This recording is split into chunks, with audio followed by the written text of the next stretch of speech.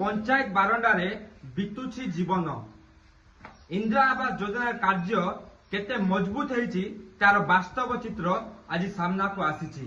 देखि पारिबे आपण अवहेला सरकारी बाबू और ठकुआ ठिकादार काम जोगु आज 80 वर्षर पी कृष्णा और 65 वर्षर पी आकामा आज राति रे पंचायत बारंडारे राति बितेवा को मजबूर होइछंती। कहवा बेले आखिरु झरी पड़ुछि लुहधार, कंठ थरी जाउछि।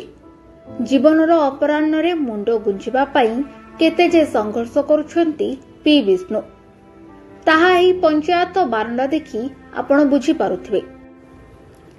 इंदिरा आवास योजनार घर भुसुड़ी जिबा परे मरामती पई सरपंचक ठारू आरंभ करी प्रशासनिक अधिकारी जाए समस्तंकु नेहुरा होइछंती पी विष्णु। वृद्ध माँ बापा आज भी चाहि बसिछंती मो पुओ केबे ता घरे मते टिके आश्रय देबो बोली। మాకు ఇల్లు కావాలి, మాకు ఇబ్బందిగా ఉంది, ఇక్కడ మాకు చాలా బాధగా ఉంది, మమ్మల్ని పంపమంటారు, మేము ఎక్కడ పోయాము। మీరు ఇక్కడ ఎందుకు ఉంటున్నారు? మీ ఇల్లు ఏమైంది? మా ఇల్లు పడిపోయింది। ఎన్ని రోజుల నుంచి పడిపోయి? లక్షవారం పడిపోయింది, పడిపోయేటప్పుడు మీరు ఎక్కడ ఉండేరు? మేము ఇంట్లోనే ఉన్నాం, అడుగు మీద ఉన్నాం। మీకేం అవ్వలేదా? మాకేం అవ్వలేదు। అయితే ఇక్కడ ఆర్ఐ లేకపోతే పంచాయత్ సర్పంచ్ ఎవరైనా వచ్చారా మీ దగ్గర? పట్టుకోలేదు, ఎవరు రాలేదు। ఎవరు రాలేదా? రాలేదు। भांगीगला इंदिरा आवास घर। लघुचाप वर्षा उजाड़ी देला सबुकिछि। कष्टमय चलुथिला 80 वर्षर पी विष्णु एवं 65 वर्षर आकामांको जीवन।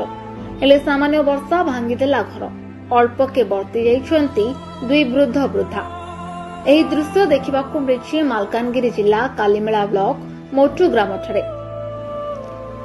एबे सेही भंगा घर को किभळे सजाड़िबे पी विष्णु ताहा एबे चिंतार विषय। आउ केते दिन एही पंचायत बारंडारे बिताइबे बोली ताहा मध्य चिंतारे पड़िछंती।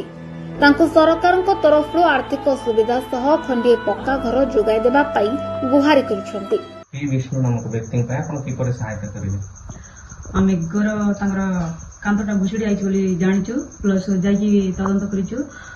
से अनुसार आम तुरंत घर तर मिल जाओ बोली ब्लॉक वेस्ट उन्नयन अधिकारी जनईचु। घर कालीमेलारू तरुण हातीଙ୍କ रिपोर्ट नाउ ओडिशा न्यूज।